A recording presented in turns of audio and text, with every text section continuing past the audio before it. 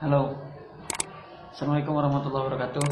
Berjumpa lagi dengan channel saya ada di Siondi. Gimana kabarnya teman-teman hari ini? Semakin baik, dan semakin sangat baik. Itu yang saya harapkan dari teman-teman. Mudah-mudahan pada hari ini teman-teman sudah bisa merubah pola pikir teman-teman yang tadinya masih kacau, kemudian masih memikirkan sensasi. Hari ini semoga sudah tidak ada lagi yang dirasa oleh teman-teman ya. Semuanya sudah berjalan normal, sudah kembali seperti biasa, tidak ada yang suatu dirasakan oleh teman-teman ya.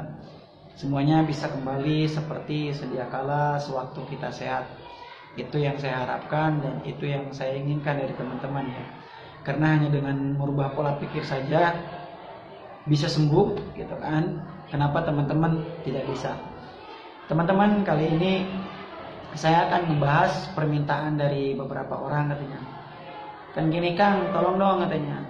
Apa yang perlu saya batasi ketika saya menderita asam lambung, GERD dan anxiety gitu kan.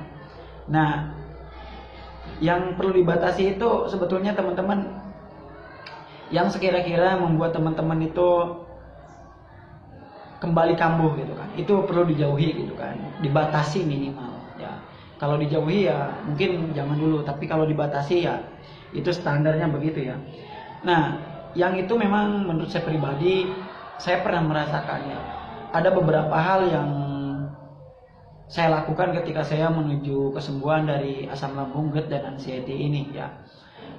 Nah, sebetulnya mah teman-teman ya, ini bisa dirasakan oleh teman-teman sendiri ya untuk membatasi beberapa hal yang memang membuat kita kembali menjadi ngedrop lagi, belum sembuh juga dan sebagainya ya, seperti itu. Nah, teman-teman yang sudah subscribe, terima kasih di channel saya ucapkan ya. Kemudian yang sudah nonton video saya juga terima kasih. Kemudian yang sudah men-share video saya juga terima kasih ya. Itu merupakan suatu bantuan dari teman-teman untuk channel saya agar channel saya ini bisa berkembang gitu kan. Berkembang, kemudian bisa membantu teman-teman yang masih mungkin saat ini menderita anxiety dan GERD ya, seperti itu. Nah teman-teman, hari ini memang cuacanya agak sedikit dingin ya di daerah saya pun harus memakai baju tebal gitu kan. Entah kenapa gitu kan, ini dingin banget, udah hampir 3 hari ini dingin banget gitu. Nah, buat teman-teman juga kalau misalkan masih menderita ataupun merasakan sensasi asam lambung, sebaiknya dijaga suhu tubuhnya supaya tetap hangat. Teman-teman, kali ini saya akan ngebahas tentang masalah hal apa saja yang saya batasi ketika saya menderita asam lambung, GERD dan anxiety ya. Yang pertama ya adalah saya membatasi diri saya dengan handphone ya. Kenapa saya katakan seperti itu? Gini loh, semakin kita membatasi banyak dengan handphone, maka akan semakin kita melanglang buana keinginan tahunan kita ya. Kalau bisa terhadap handphone itu kita batasi ya, batasi secukupnya aja. Misalkan menerima informasi dari keluarga, kemudian menerima informasi dari tempat kerja atau sebagainya, udah cukup seperti itu ya. Nah, kalaupun misalkan handphonenya digunakan untuk hal yang tidak misalkan ya melihat anu lah gitu kan. Nah, itu saya rasa stop dulu. Kemudian batasi juga HP itu proses penggunaannya ya. Kalau tadi mungkin fungsinya, sekarang penggunaannya. Kalau misalkan teman-teman menggunakan HP itu sehari bisa 5 jam, kemudian 10 jam.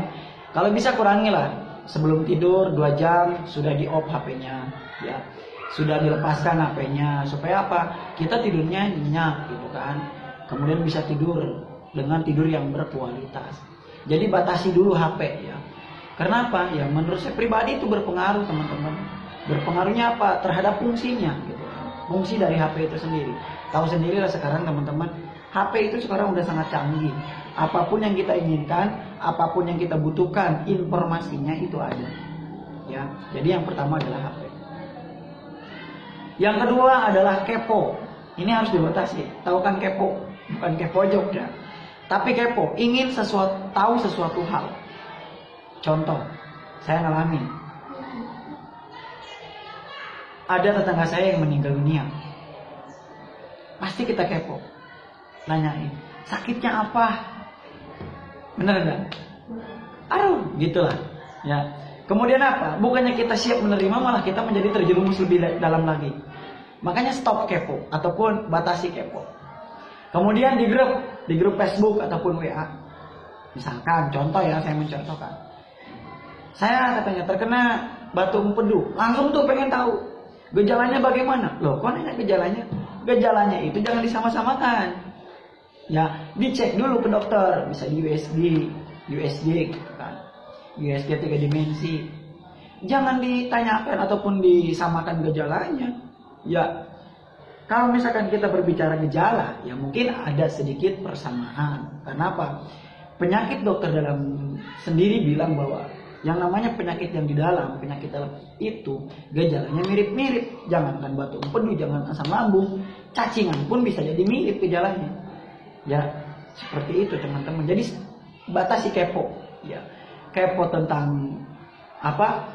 Gejala-gejala penyakit, kepo tentang orang yang meninggal, itu kepo batasi dulu. Ya, gitu. Karena apa? Ya, saya pun merasakan betul teman-teman ketika masih anxiety, saya sangat kepoan sekali. Ya, kalau misalkan apa namanya kita tidak kepo, padahal biasa aja. Ya, semakin kita kepo gitu kan, semakin kita penasaran, kita akan semakin berpikir lagi. Ketika sesuatu hal itu mirip dengan kita malah tidak siap. Nah, itu kan kesalahan orang anxiety. Jadi batasi dengan kepo. Itu yang kedua. Nah, yang ketiga, batasi searching Google. Ya, ataupun melihat ciri-ciri penyakit di Google itu ya. Kemudian gejala-gejalanya, gitu kan. Kata saya, stop dulu untuk searching Google, apalagi menyamakan diri teman-teman dengan apa yang dibaca dengan di Google itu. Batasi dulu, ya. Kalau misalkan untuk pengetahuan ilmu sih tidak menjadi masalah. Kalau misalkan anxiety kita sudah siap untuk menerima hal seperti itu. Kadang-kadang kan kita penderita anxiety itu kenceng nanya, iya gitu kan. Ini misalkan ciri-ciri penyakit kita kenceng tuh pengen tahu. Ketika sudah tahu malah ngedrop sendiri. Waduh, bergetar badannya. Itu saya teman-teman. Jadi ceritanya gini. Saya kan pas kena anxiety-nya lagi parah-parah tuh. Kata saya, nah ciri-ciri, maaf nih ya, ciri-ciri kanker otak. Saya kan sakit kepala gitu, kelayangan ya.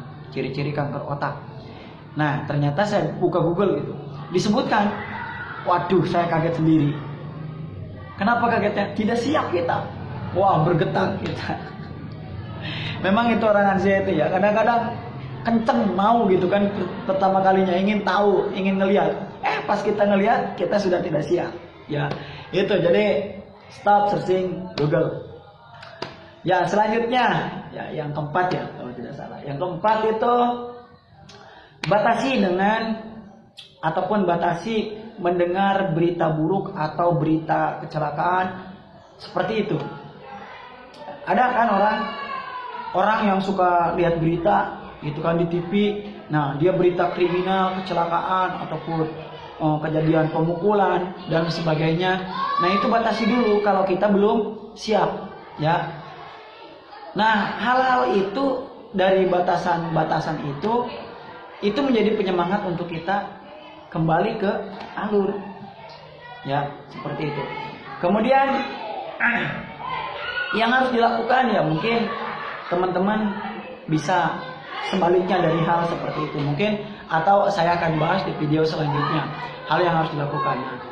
Batasi juga teman-teman itu dengan kegiatan yang membuat teman-teman ragu untuk melakukan kegiatan tersebut, tidak siap melakukan kegiatan tersebut. Saya pun dulu begitu ya, ketika kita melakukan kegiatan yang memang tidak siap oleh kita untuk dilakukan, nah kita akan kembali kumat. Jadi batasilah seperti itu. Nah, sebetulnya teman-teman masih banyak batasan-batasan, tapi saya hanya menjelaskan yang umumnya saja. Mungkin teman-teman bisa memaparkan secara rinci dari pengetahuan teman-teman sendiri atau yang dirasakan oleh teman-teman sendiri ya, seperti itu. Nah, saya harap video ini bisa membantu teman-teman agar teman-teman sudah bisa kembali menjadi diri yang lebih baik, diri yang lebih bagus ya, seperti itu. Saya sangat harapkan itu. Bahkan di kontak saya teman-teman, alhamdulillah sudah banyak orang yang menuju kesembuhan dan sudah banyak orang yang sudah bisa keluar rumah, sudah bisa mengontrol anxiety-nya. Itu sesuatu kabar yang sangat gembira untuk saya pribadi ya. Itu semua adalah usaha teman-teman. Usaha teman-teman. Ingat, bukan karena saya. Usaha teman-teman ya. Jadi kalau misalkan makasih Mas katanya ini semua berkat Mas, oh enggak. Itu karena usaha teman-teman. Nah, adapun saya hanya menceritakan pengalaman yang saya alami ke teman-teman, bahwa semua yang dialami teman-teman sudah saya alami. Sifatnya hanya jangan panik, seperti itu. Oke teman-teman, selamat bergabung di WA saya. Selamat ya istilahnya berkomunikasi dengan saya yang sudah komunikasi. Kemudian yang mau berkomunikasi silakan di WA saya di 411 dan yang mau telepon di 2727. Oke, salam sembuh dari saya, dari Sehundi, penderita asam lambung, GERD dan anxiety. Wabillahi taufiq wal hidayah. Wassalamualaikum warahmatullahi wabarakatuh.